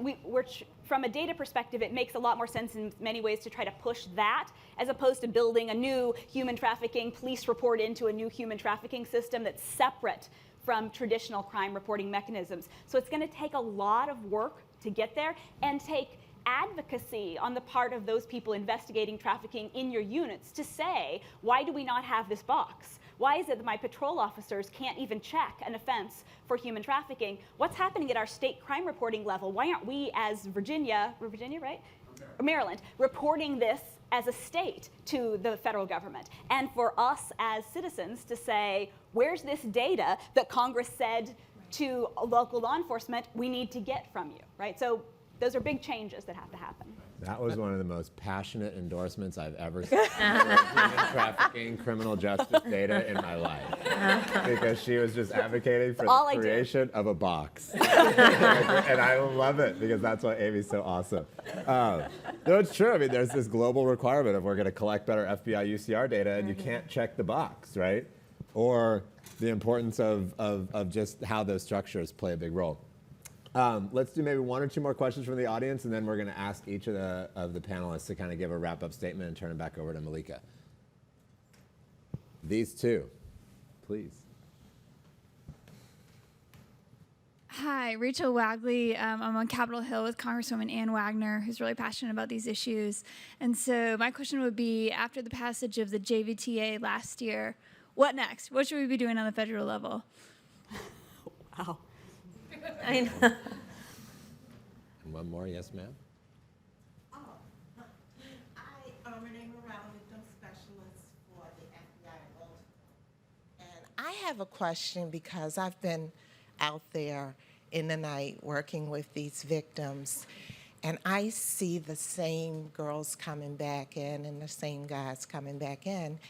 And the question in the response about it being disproportionately African American and people of color have concerned me a lot because I'm African American, I guess, and that's a concern. And I work in Baltimore. I live in Baltimore. But the problem that I was just wondering if you all thought about how many people in service provisions, law enforcement, trauma therapists who are not of color, and even in this room. And so it's so hard to get at culturally what's going on with these young people that keeps them over and over. And it's just hard to get if, and everywhere I go, I'm like, where is the community where these young people come from? And have we studied that enough to find out why aren't they stepping up? What is not driving the groups that this thing is disproportionately affecting to come up, and how do we get them involved in the fight? I know that's a long question. Oh, thank you. Good, very good. Let's open both of those up to the panel, please. What should we be doing federally, and a question about representation and equity and voice in the movement and the importance of that. Well, I'd actually, to speak to the second point, I mean, this is a big part of engaging. When you develop the appropriate kinds of coalitions that are going to address this issue, I think you really you need to include the voice of survivors. Absolutely. And so in our in the work that we do, we have a number of different community-based organizations that are integral to the work that we're doing, both on the labor and sex trafficking sides, that are founded by, led by survivors, and who represent ethnically, culturally, socioeconomically the demographics of survivors. And so I think that's critical, and I think that's step one for bringing those voices forward. Right. I'm going to jump on that. So absolutely, I think we don't do enough with bringing in survivors and actually having long-term services to help them develop professionally so that they can really serve the youth in the community that are coming in as we go along. And that's just something that I've seen, personally. But I definitely understand the cultural barriers that exist. I'm a trained social worker, and we talk about cultural competency all the time and meeting the client where they are. And in some aspects, there's definitely a disconnect. But I think service providers in particular, hiring people of color, looking for people of color who do represent both on the administrative level and the service providers, because we know that makes a difference. We will open up a little bit more quickly if we see that it's someone that looks like us or that we can maybe confide in, or they don't necessarily look like the person that trafficked us. And so there's definitely, I think, a lot that needs to be done. The prosecutors, all of those play such a key part. Absolutely. In bringing that piece together, and they don't see enough, in prosecution, law enforcement, it's less, at least at the federal level, Right. where I'm representing, it's not enough. Right. And the trauma therapist, it's hard to get that, kind of engagement, and it's really hard for the young people Absolutely. to even think you understand. Right. If you don't really understand. Right. Yeah, and I think nationally that's definitely true. There have been different pockets. So in Los Angeles County, we have Supervisor Mark Ridley Thomas's office, who is really in Don Knabe, but they've stood behind the anti-trafficking movement. And so, and there are people of color within the space that are very actively doing things. So I used to work in Watts, which is a very low socioeconomic status. It's primarily African American and Latinos in the community.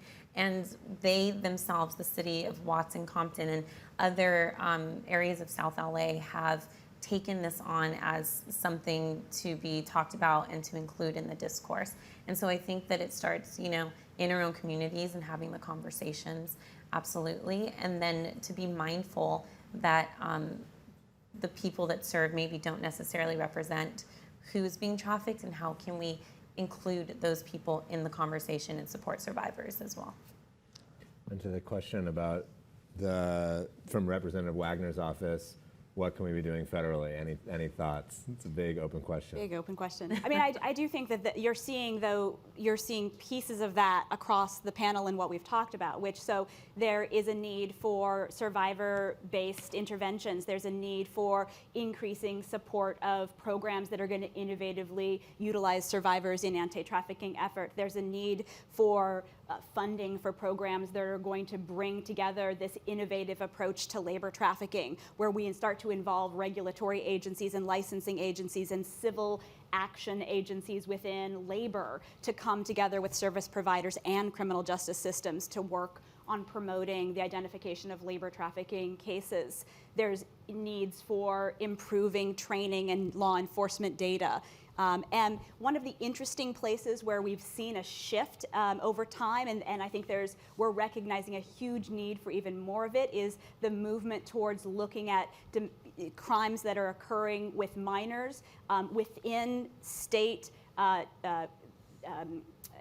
Division of Children and Family Systems, so within issues of seeing trafficking as a form of child abuse, for being able to potentially deal with some of the issues that we've just been talking about around race by having folks within child abuse networks that get involved in the lives of families, oftentimes very early, but without ever recognizing that what they're seeing is something that is trafficking, start to learn about trafficking, be able to report on it, and be able to be integrated into teams within law enforcement and service providers who can respond to it. That's starting to shift, but there's so much work that's needed, again, to turn those big boats, that it needs a lot of funding and it needs continuous institutional support. States change because the federal government says you need to change in order to get funding. And we've seen some remarkable changes since a few years ago, the federal government started to mandate states see domestic minor sex trafficking as a form of child abuse. And I think more of that is necessary. Yeah. Why don't I, just in mindful of time, why don't I cut it there? And I would say to that question, I mean, I do think there are some amazing opportunities federally. We'd love to follow up. I think the concept of vacating convictions at the federal level is still an important thing, where sometimes a woman who's quote unquote the bottom of a pimp ends up taking a charge for her pimp. And that tends to be a federal charge, where she's charged with conspiracy to commit trafficking at the federal level when actually she was being forced to do that by her pimp. And so the concept of vacating some of those convictions at the federal level is still on the table. And I think there's a really innovative bill introduced last week in Congress, the Visa Transparency Anti-Trafficking Act of 2016, taking a look at temporary guest worker visas and the trafficking that happens on those visas, and how those visas need a higher degree of transparency in terms of who's requesting those visas and what happens to those visas and what happens to those workers. Polaris played a big role in that act, and it was just introduced with survivor Chandra Waruntu speaking at the press conference last week. So I'd say the more that Congress can support both that act and this concept of federal vacating would be huge to make sure that bill passes. So I want to turn to the panel. I remember in undergrad, I took a class with Phil Zimbardo, and it was on social psychology, and he said, your final exam is going to distill everything we learned academically into practical everyday solutions that apply to your daily lives, right? So if we learn that people are more likely to commit violence when they're wearing a mask or when they're anonymous, what does that mean for this type of behavior in your daily life, right? And so how do we then take everything that you all learned and boil it down to practical next steps for states? Like when you do a PSA, include a call to action at the end, because those are more effective. Or when you do a PSA, consider not using a celebrity if those are less effective, right? Like what are those very, very concrete action steps? Maybe one or a few of them from each of you of what you think next steps should be doing. And then we'll turn it back over to Malika. Me start? Great. I'll be brief, which is that we've spent the last 15 years working hard to get states to pass laws against trafficking and support those efforts. And there's huge work to be done to ensure the implementation of those laws. And I really see that as the next 10 years of where we're going. How do you move from the passage of a legal framework that is in many ways quite robust? There's many states that could do more, but translating that robust legal framework, which could just be, trees falling in the woods if we don't have good implementation, right? And so we have to, the cause is not done, right? There is a lot of policy work to be done to ensure that those laws translate into implementation. On the heels of that, there's a lot of work to be done regarding the public as well. And what I would say is a one and done kind of PSA campaign isn't going to do it. There has to be sustained PSAs in the faces of the public all the time. They have to be hearing about it or they forget. And I teach a class on human trafficking, and my students are with me for an entire semester, and I take some of them to India, and they say, we're so passionate about it while we're in class and while we're hearing about it, and then we go off and live our daily lives and we kind of forget. And if these are students that are hearing it on a weekly basis, and they're forgetting, then imagine the public who has 5 million other things going on and aren't hearing it on a daily basis. So one and done kind of campaigns, not gonna work. It has to be a sustained full frontal effort. Can I get the clicker for a second? So just following up on the finding that what really helps is to have the hotline posted. California passed a law, SB 1193, that required the posting of the hotline, and it required that you post the 3 languages that are most commonly spoken, but it didn't really give a lot of guidelines about how it's supposed to look and about how it's going to be enforced and who's going to monitor it. So these things need to be in significant detail. My office came up with this format that's now basically used all over California, and we developed an app that allows the public to go out and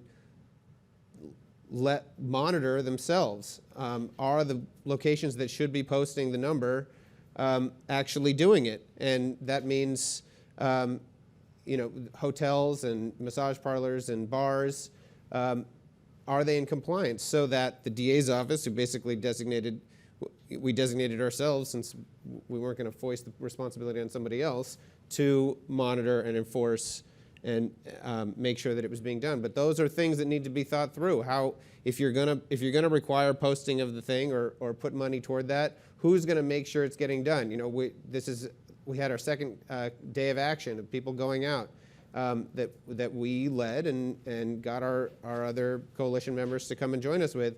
And then likewise, before that came out, we had our own public outreach campaign.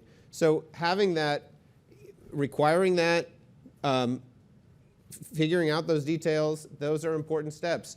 But I also don't want to understate the importance of funding and organizing the kinds of coalitions that I've already talked about. And on a personal level, if you want a next step, the next step is you can go out and make a connection with another organization in your community that's dealing with human trafficking every single day. It's what I do. Every day I'm trying to figure out, here's a case or an idea I have for this coalition to work on, or something, any reason that I have to go and contact some coalition member about some way that we can work together, some project that we're working on. And weekly isn't enough. It has to be a practice that happens every day that maintains those connections so that we can all come together. This work is hard.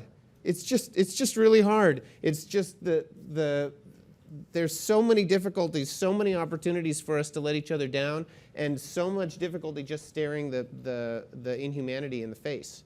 And you need, it's the African saying, if you want to go far, you got to go together. So my last piece is two-pronged. I think first that states need to really assess where they are and establish a baseline, because again, there's that disconnect between practice and research and what we know. And so I think to really make change and to go as far as you can, then you need to really assess what your state is doing.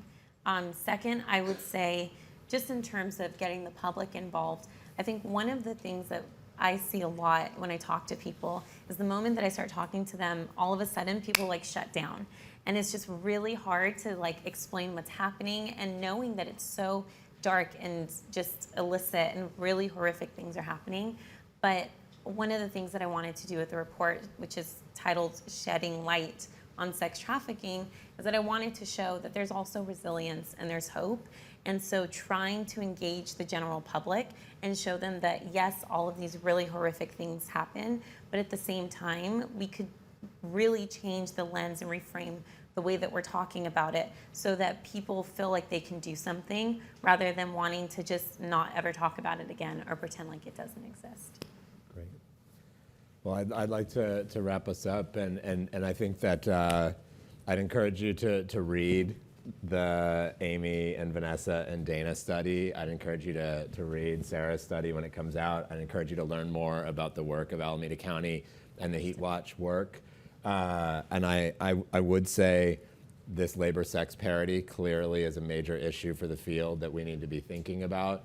I think efforts to publicize the National Human Trafficking Hotline number, now that we've heard from Amy's research that it's one of the most effective things that states can do to drive more victim identification and arrest. How do we have more initiatives like MAP 1193 to do that?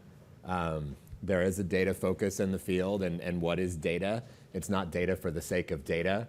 It's data for the sake of information that helps us make better informed strategic decisions about how to fight trafficking in the field. So when we get calls on the national hotline about trafficking happening on temporary guest worker visas, that information helps us make decisions about what to do about temporary guest worker visas. So it's not data for the sake of data, of just how many people have brown eyes in this room. That's interesting. It's actually, what are we doing with that to drive better strategic decisions about the field? And that's what I think the trafficking field's at a really exciting pivot point, are these insights, especially from these studies, are going to help better decision making in the field, which will then effectually help that trafficking responding to eradicating pivot that the field is going through. So to our host, Malika, thank you for having us here. Thank you for everyone who organized this. And Malika, please close us out and your reactions and reflections on the panel and the information. Would love to hear from you. Yeah, they're going to be brief because I have 3 children to take to soccer practice, and there's food for you all outside.